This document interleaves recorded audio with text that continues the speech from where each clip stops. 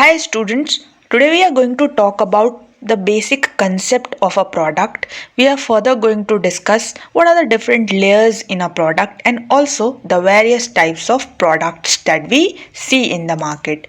Now let us first understand what we exactly mean by a product.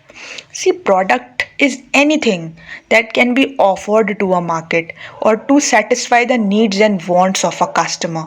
So, if I say, is airline service a product? Yes, of course, it's a product for the company because by selling this service, they are going to gain something. Similarly, when we talk about a cab service, let's say Ola, okay, or Uber, so it's a product for the company because it is through this that they are going to earn the money.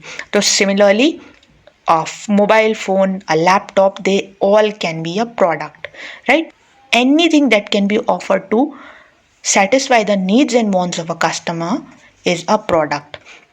So, according to Sir Philip Kotler, a product is anything that can be offered to market for attention, okay, acquisition, use, or consumption. So, in simple words, anything that is offered to the market for grabbing the attention of the customer. Then, finally, that customer is acquiring, purchasing that product, and then using it finally, right? So, it includes physical object, okay, services, personalities, place, organizations, and ideas. So remember, a product can be anything. It can be an organization, it can be an idea, it can be a place. You all must be in TV, you all must be looking at or seeing the ads related to various places for tourism, right? So basically those places are promoted in those ads. Let's say MP tourism, UP tourism, Assam tourism, right? So anything can be a product in simple words, right?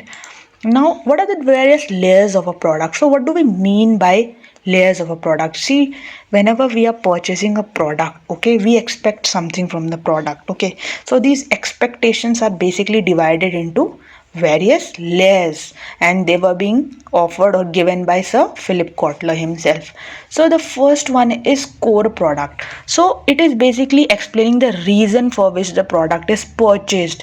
For example, when we are going to purchase a pen, okay, in the market, then we are wanting that it is to it can write. First of all, the basic reason for which we are purchasing this pen is that it is able to write, okay, it can write, we can write, right? Now the second thing is basic or actual product. So it includes the basic utilities of a product like its tangible elements, etc. See, let's say you go to a market to buy pen, then you want something basic in that. What is the basic thing? Like a comfortable grip to hold, right?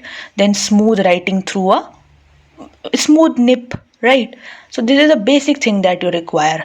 Now when we talk about expected product, so this is something that you are expecting. For example, it should have long lasting ink, okay, or it should have a refilling system, right? That is your expectation. Now what is the meaning of augmented product? See, anything that is given to you additionally which you feel that it is differentiating a product from a competitor's product. So this should be competitor's product. For example, if a pen is from Germany, then that thing is something which is differentiating that product from your customers, from its customers, right? Now the last one is, there is also one more layer which is potential product. So these are basically the transformations that product may go in the future, okay, that something that can come in that product which will transform it, okay, it will innovate the product. So these are the things which a retailer should inform the customers so that the sales of a product keeps on increasing with time, right? So these were basically the 5 layers of a product, right? Now in this diagram you can see the core benefit, that is the for the reason which that product is purchased. Then basic product, okay, now expected product. Now basic product we also call this generic product. Now expected product is what we expect from that, and augmented is something extra that we get, and potential is the transformation that can go under that product in the future. So hope this is clear to you all, right? Now, if you have any doubt, you can write down in the comment section below. Okay, and if you like the video, kindly like, share, and subscribe with your friends. Okay, now what are the classifications of products? See, products can be divided broadly into two parts. First is the consumer products, and second is the industrial products. So what are consumer products? Any product which is sought by the customer for final consumption, that is a consumer product, right? For example, when we talk about any kind of grocery, electronic good, FMCG good, that is bought by the customer for consumption purpose. Now the second one is the industrial product. See, as the name suggests, these are obtained by organizations for further processing and final manufacturing of product. Okay, so they are not meant or purchased for sale even initially. Okay, they are processed and then they are made ready to be sold in the market. Okay, for example, companies or factories basically acquire raw materials, okay, unfinished goods, spare parts. So these are part of industrial products.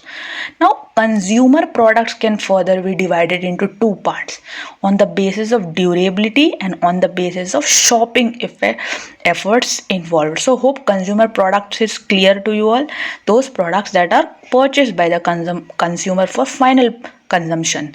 Now they can also be divided into two parts, durability and on the basis of shopping efforts involved. So on the basis of durability, there are durable and non-durable.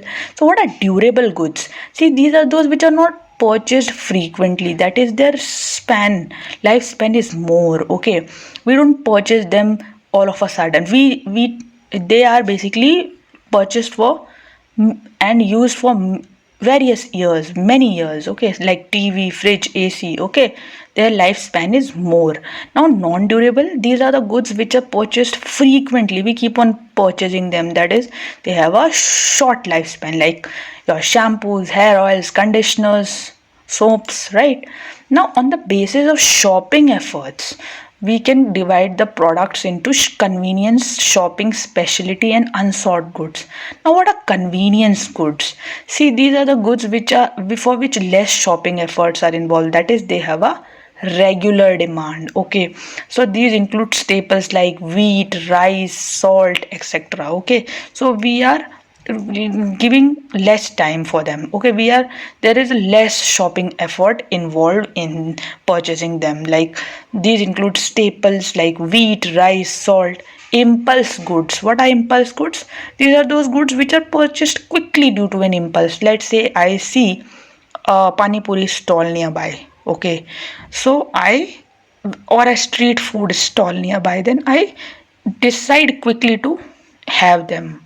Right now, emergency goods, that is those goods which are purchased due to an emergency, like sometimes we get hurt. Okay, we get some kind of small injury, then we buy band-aid or a medicine, right? Any product which is used in emergency. Very right. Okay, so this was on the basis of shopping efforts involved. Okay, and we discussed about convenience goods. Now what are shopping goods? See, these are purchased on the pre-planning basis, that is we plan to buy them. Okay, we do not buy them all of a sudden. Okay, so we take time. So these includes fashion product.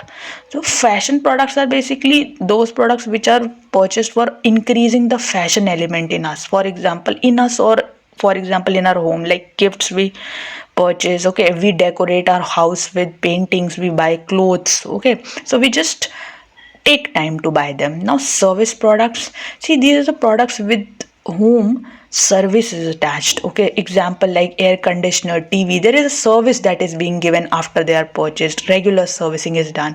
Now homogeneous, so these are the products perfect substitutes of each other, which are identical to each other, there is no difference. Like we can talk about Pepsi and Coca-Cola, right? Now heterogeneous, as the name says, they are different in the features, looks, etc. Right? Now this was all for today. Hope you understand the concept of product.